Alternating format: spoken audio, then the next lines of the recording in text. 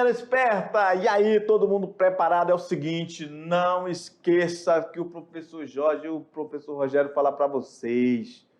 Quanto mais intenso o fogo, mais forte é o aço. É isso aí. Ok? Então, intensifica aí seus estudos, que melhor será a prova do Enem para você. Muito bem, galera. É isso, Rogério? Bora arrochar esse estudo, intensificar, tem a proposta que vai dar tudo certo. Exatamente. Vamos lá no quadro. Então, Rogério, vamos de novo e agora vai Enem. Vamos continuar aí detonando questões geográficas para essa garotada aí. Com certeza. Treinando até chegar à prova do Enem. Exato. Beleza? Então a gente inicia aí com dicas. Exatamente. Quais são as dicas, Rogério? Olha só, assista telejornais, documentários, porque é muito importante para a primeira parte do Enem e também para a segunda parte, que é a redação, né, professor Jorge? Exatamente. E é o seguinte, tem que ler bons jornais e revistas também.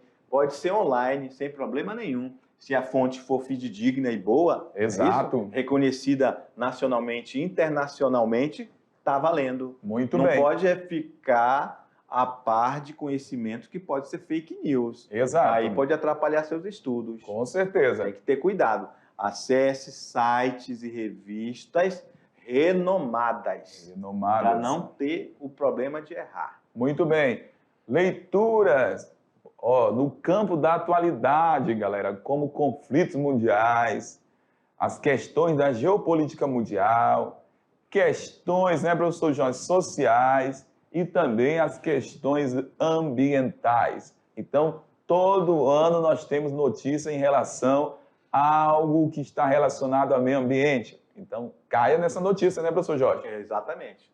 E já que você tocou nesse assunto sobre o que cai, olha, Rogério, eu tenho quase, pelo menos 95% de possibilidade, anota aí que o professor Jorge está falando, pelo menos uma porcentagem de 95% de chance de falar de conflitos mundiais e falar da Ucrânia. Exato. E tu? Eu tenho 95%. E tu? Também, concordo. 95%, né? Sim, porque pode cair não só a questão da guerra, mas outros fatores como migrações que está relacionado à temática. Exatamente. Migrações, a questão agrária, a questão dos grãos. Exato. Que trouxe uma crise internacional, econômica internacional. Exato. Também outro fator que a gente pode colocar, essa questão que você falou dos grãos, a questão da globalização, né? Olha só, a integração mundial diante de uma crise. O que resulta diante de uma crise? Resultou o quê? Mostrou para o mundo que essa dependência, essa interdependência entre as nações, ela é uma situação que ela é delicada e pode ser que numa questão do Enem, ela possa vir para você tentar compreender o que a gente está falando para vocês, né? Exatamente. Vamos aqui com a gente, rapidão, diretor. Então, tem toda essa questão, né, que a gente observa na relação da globalização, que antes falava bem assim, é tão importante ter a globalização, esse processo entre os países. Aí vem uma guerra, vem a pandemia e arrebenta aí a economia de vários países. E aí, professor Jorge, até que ponto essa globalização é interessante para as nações? Eu já ia tocar nesse assunto, que eu vi a sua abordagem, que foi muito legal e pertinente. Exatamente isso. A questão da guerra na Ucrânia traz isso para o nosso mundo aqui. Isso. Uma coisa que acontece lá do outro lado, na Europa, é isso? Ultramarina. E então vai trazer essas consequências, inclusive para o campo. Aqui no Brasil, aqui em Rondônia, na sua localidade. Exato. Por quê, Rogério? Porque ele precisa do fertilizante. Exato. E se o aluno vê, lá está escrito tudo em russo. É em russo. É mesmo. A maioria dos fertilizantes são russos. Pois é. E aí vai afetar o preço global dele. Porque está em guerra, muito está lá parado, e quem tinha vai fazer a especulação de valor desse produto, que ficou muito alto. Consequentemente, aumentou o preço dos produtos agrícolas. É isso? Para agravar mais ainda, são dois celeiros internacionais agrícolas, tanto a Ucrânia quanto a Rússia, que vai, por causa da guerra, deixar de, por questão de segurança, não vão sair com seus navios para levar esses alimentos para outros lugares do mundo, que vai novamente fazer com que o preço dos produtos agrícolas no mundo fique mais alto. Isso mesmo. E dentro da Europa, Rússia é uma grande fornecedora do gás. Ainda tem essa questão energética. Energética, então pode vir alguma questão relacionada também à questão energética. Aí, a sacada para o aluno entender a questão da questão energética em relação à Rússia, em relação à Europa, é o aluno entender que hoje a Europa se viu na mão da Rússia por questão energética. Então, eles vão ter que repensar a tecnologia deles e essa dependência energética que eles têm em relação à Rússia. Muito bem, dentro aí da matriz energética europeia, né? Exatamente. Beleza? Vamos lá. No quadro... Aí, Rogério, até eu gostei do que eu falei. Top. Foi bom? Ótimo. O aluno pode levar isso para a prova dele, pode ou não pode? Com certeza. Beleza. Então, as dicas aí, ó. A maioria das questões do Enem vem com texto, imagem, gráfico, charge, tirinha e outros tipos de representações, que são suporte para o aluno ter condições de interpretar, resolver o item. Portanto, é necessário ler com atenção, galera, texto, que é o suporte, para conseguir entender o que se pede. Outra dica, que no caso aqui já seria 2, né? Mas vamos lá, o ideal é que você possa sublinhar as frases mais importantes do texto. A gente já, na própria frase, a gente já vai sublinhar. Que o ideal para você possa o quê? Sublinhar. Vou até sublinhar. Ótimo. Lê com atenção o que o item está pedindo, ou seja, saber o objetivo da questão. Está falando lá sobre frio, aquecimento, não, está falando sobre calor, aquecimento global e uma leitura rapidamente, o aluno vai pensar de repente primavera. Não, tem que ter atenção, né? Tem que saber o que está cobrando naquela questão. Qual é o objetivo daquela questão? 4. Observar os distratores, ou seja, eliminar aqueles itens que estão na questão para distrair você ou para tirar seu foco. A questão é sobre globalização, mas de repente está falando lá... Ilha de calor. Ilha de calor. Nada a ver. Querendo tirar o foco. Justamente. 5. As questões da prova de geografia do Enem não apelam para a memorização. Por isso é fundamental a leitura adequada do texto base, que são os fragmentos de texto, figuras, mapas, tabelas e outras representações. E a leitura do enunciado da questão com destaque para o verbo definidor, isto é, como a questão vai organizar a situação-problema. E, é claro, as condições expostas em cada alternativa. Então, fica a dica de mais informações aí para você poder se organizar e arrepiar na sua prova. Fechou. Então, vamos lá para as questões. Agora, é com você e já a gente volta para conferir o teu resultado. Beleza, faça aí, daqui a pouco a gente volta. Bora!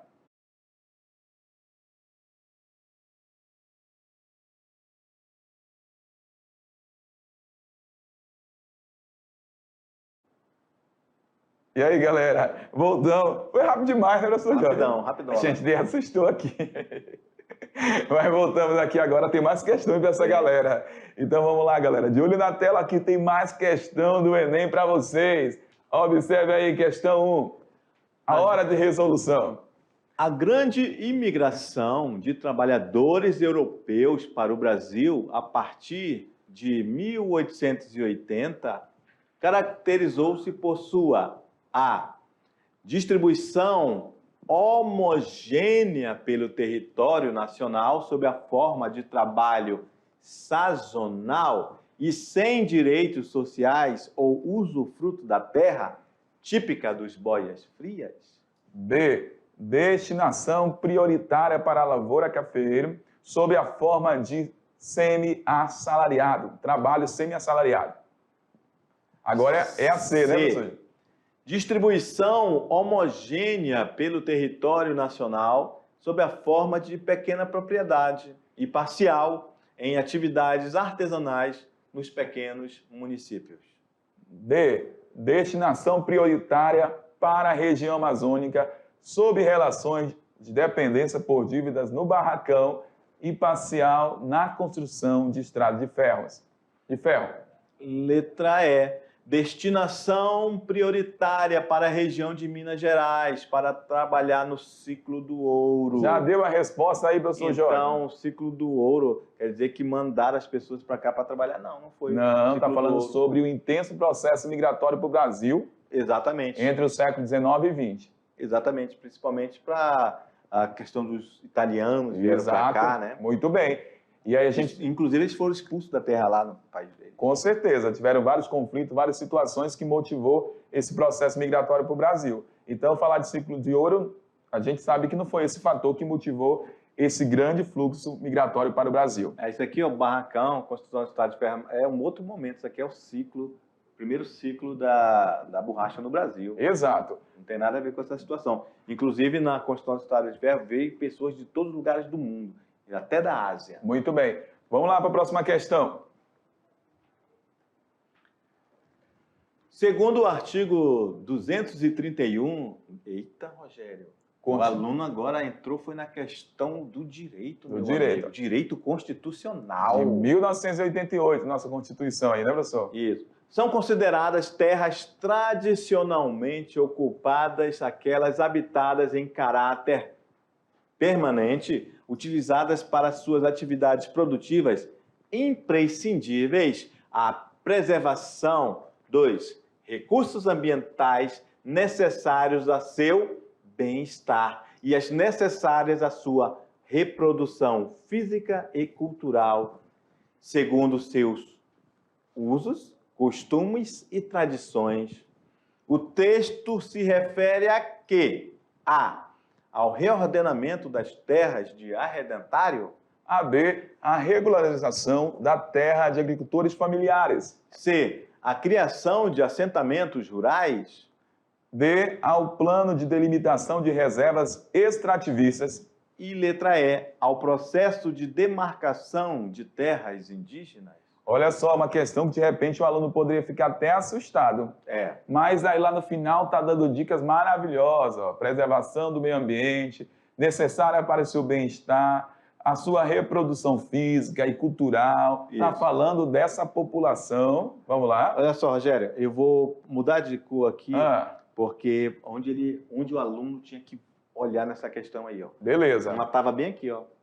Tradicionalmente ocupadas. Falando de populações tradicionais. Exatamente. Exato. E elas estavam aqui em caráter permanente. Já estão aqui há muito tempo, né, Quem professor? Quem são esses meninos? O processo de demarcação de terras indígenas. Exatamente. Correto. Porque precisava demarcar e a Constituição de 88 trouxe isso como sendo fundamental para preservar os indígenas do Brasil. Exato. Vamos lá. Vamos para uma questão de Enem. Questão 3. Este grupo tende a crescer no Brasil nas próximas décadas, como aponta a projeção da população do IBGE, atualizada em 2018. A consultora em Demografia e Políticas de Saúde, Cristina Guimarães, considera necessário ter políticas públicas voltadas para o tratamento de saúde, alimentação mais saudável e exercícios físicos, além de construção de transportes mais acessíveis. Ao aumento de doenças crônicas, cita, que são doenças mais caras e requerem tratamentos um pouco mais custosos. O fragmento apresenta características relacionadas ao fluxo migratório. B, às políticas antinatalistas. C, as mudanças na população relativa. D, ao adensamento demográfico. Ou letra E, ao envelhecimento da população. E aí, Rogério? Tranquilo, né? Vamos lá. Olha só. Ela está falando que é uma especialista em demografia, né? Ela é uma consultora. E na área também de saúde, ó. Exato. Então já são palavras-chave aí, ó. Saúde e demografia. Voltado para tratamento, saúde, alimentação mais saudável, exercício. Além da construção de transporte, mais, olha só, mais o que? Acessíveis. Há um aumento de doenças crônicas, que são doenças mais caras e requerem tratamento mais custosos. De quem que está falando? E aqui no início está falando, ó, este grupo tende a crescer no Brasil. Quem que é que vem crescendo no Brasil aqui? E que nós falamos para o aluno ficar esperto que realmente isso é uma tendência mundial e o Brasil está nessa faixa de transição. Exato. Saímos já daquela ideia de que somos um país jovem. Não, somos país de adultos. Então, olha só, galera, isso está relacionado ao envelhecimento da população, Rogério. É isso mesmo. Tranquilo? Tranquilo, suave. Suave Questões na nave? padrão Enem mesmo. Vamos para a próxima? Próxima. Questão 4.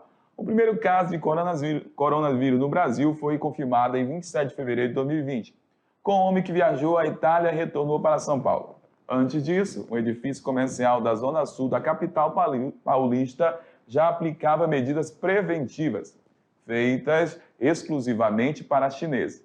Usar máscara cirúrgica, utilizar apenas o elevador privativo, higienizar as mãos com álcool em gel. Na época, o prédio recebeu várias críticas e acabou se retratando. Com os outros casos similares, membros da comunidade amarela brasileira publicaram a hashtag Eu Não Sou um Vírus. Vamos lá. A situação de preconceito apresentada pelo exceto caracteriza um exemplo de A. Diáspora. B. Xenofobia. C. Estrangeirismo. D. Misoginia. E letra E. Extradição. Tranquila Extradição é quando manda embora, quando entra de forma irregular. Com certeza. Misoginia, Rogério. E aí, o que é misoginia? Misoginia é aquele quando o cara não gosta, tem raiva de mulher, um misógino. Meu Deus, É isso? que feio Que isso. cara hein? chato. Cara esse, chato né? demais. Estrangeirismo não tem nada a ver, né? Então, a diáspora é quando um povo sai de sua terra, Muito e bem. vai para o mundo afora, como aconteceu com os judeus. Então né? só pode ser xenofobia, preconceito, aversão. Exatamente, aqui foi uma palavra-chave. Olha Exato. aí, ó, preconceito. É isso? Preconceito apresentada no texto. E qual foi esse preconceito? Olha só, foi em relação a quem? Ao chinês, não é isso? Exato. Muito bem. Rogério, e foi um preconceito interessante, porque nesse começo de pandemia, tu queria ficar perto de um chinês, né? É difícil. É difícil. É difícil, porque era uma doença que estava iniciando e ninguém sabia o resultado dela. E o resultado dela a gente viu depois, que foi milhões e milhões de mortes no mundo todo. E a área mesmo foi uma lá do pico, né? Do foco, né? Principal foi China, né? Exatamente, surgiu lá. Exato. Vamos lá, questão 5. O Brasil é um dos maiores exportadores de commodities do mundo. Chamamos de commodities produtos de base. Mamão com açúcar e mel, Rogério. E aí, olha só. Suave. A. Primária, principalmente agrícola e de extração mineral. B. Secundária, principalmente industrial e eletrônica. C. Primária, principalmente pesqueira e do setor têxtil. D. Secundária, principalmente siderúrgica e metalúrgica. E letra E. Terciária, principalmente bancária e de produtos hospitalares. Commodities, Rogério. Ah, tranquila demais, tranquila. né? Falamos que o Brasil exporta muito commodities. É aquele produto agrícola mineral, né? Muito bem. Extração mineral de baixo valor agregado. Exato. É isso, então, ele vai ser lá no setor primário da economia, Isso, principalmente o agrícola e extração mineral. Não é secundário, que o setor secundário é indústria. Exato. Indústria mexe com a commodities, mas só para transformá-la em produto industrializado. Exato. Não é isso? Muito bem. Então, falou em commodities, galera. Vamos lá, professor Jorge, vai encerrar agora que a gente chegou no nosso propósito dessa aula do Agora Vai. Então, falamos em commodities, vamos associar logo a setor primário da economia. Setor primário e baixo valor agregado. Exato. Galera, então fica a dica, pega o material, aprofunde, aqueles conceitos que você ficou com dúvida, realmente pesquisa, porque você não pode perder tempo, já é Enem, e eu quero só receber a notícia desse terceirão maravilhoso que foi só sucesso, né, professor Jorge? E tu viu aí que a gente não parou. Parou não. Não parou, foi 1 hora de aula, né? Foi os 40 minutos mais 20 e não paramos. Porque Exato. a gente falou e vai retornar a falar. Quanto mais intenso é o fogo, mais forte é o aço. Exato. E o aço é você. Beleza? Valeu, galera. Bons resultados para vocês. Forte Até mais. abraço. Tchau. Valeu.